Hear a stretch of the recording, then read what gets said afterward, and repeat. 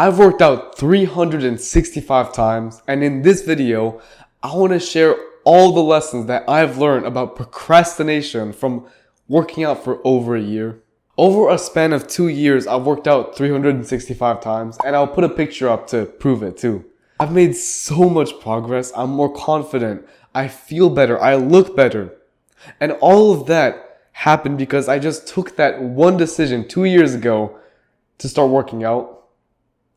The only reason why I got here to where I am is because I didn't procrastinate.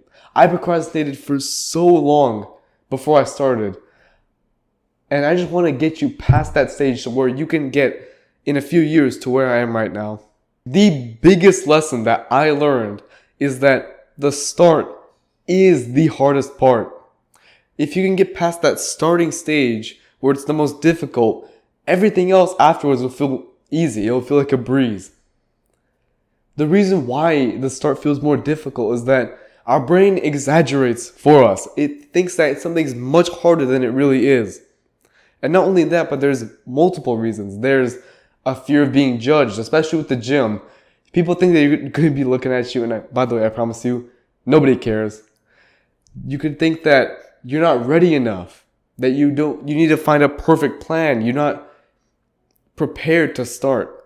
Or it might just be that you don't feel like it. All of those reasons are valid, but they're still excuses. You can either live in excuses or you can solve them, get past them, and actually get started. Once you get started, don't fall for this next pitfall.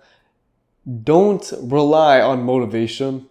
I personally started working out because of motivation. This was around the time where PewDiePie was just doing his workout thing, and then I was listening to all this rock music.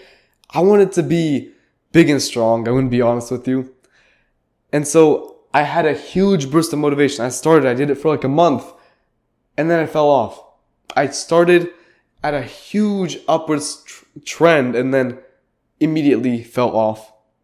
It all happened because I was only relying on motivation, and it was motivating, but motivation always goes away. It's just an emotion like any other.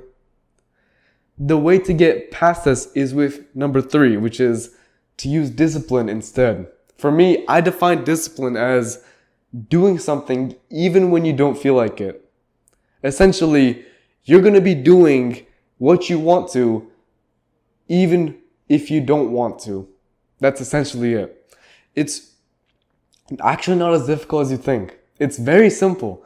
All you have to do is feel like you don't want to do it, but then remember that you're doing this for a reason. That's the biggest lesson with discipline, is that if you don't have a reason for doing it, you're never going to be disciplined.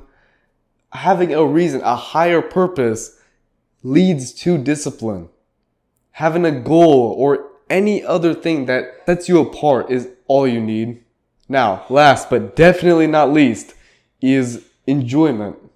You're going to be going through the motions, you're going to be doing the thing, but as I think of it, if you're going to do something, you might as well like it. And with working out, I honestly hated it at first. I hated the feeling of being sore. I hated the feeling of gritting your teeth and just going through it. But this also applies to multiple other things. Now, this video is specifically about the gym, but really, you can take these lessons and transplant them anywhere because they work no matter what. For the gym specifically, I use 3 methods to add enjoyment. The first is that I brought friends along. That's very simple. Just adding friends to anything makes it more fun. And the second way was that I looked over my progress. I looked over my progress pictures, and I remember how I felt like a skeleton. I felt like I was a little twig. And now even just a little tiny bit of bicep was all I needed to keep going.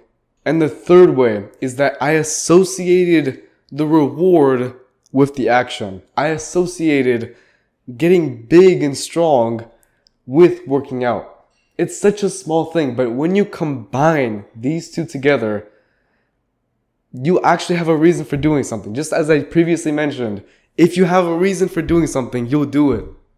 If you know that this thing is going to go towards something, then you're more likely to do it. Now that you know what you need to do, it's time for you to apply them.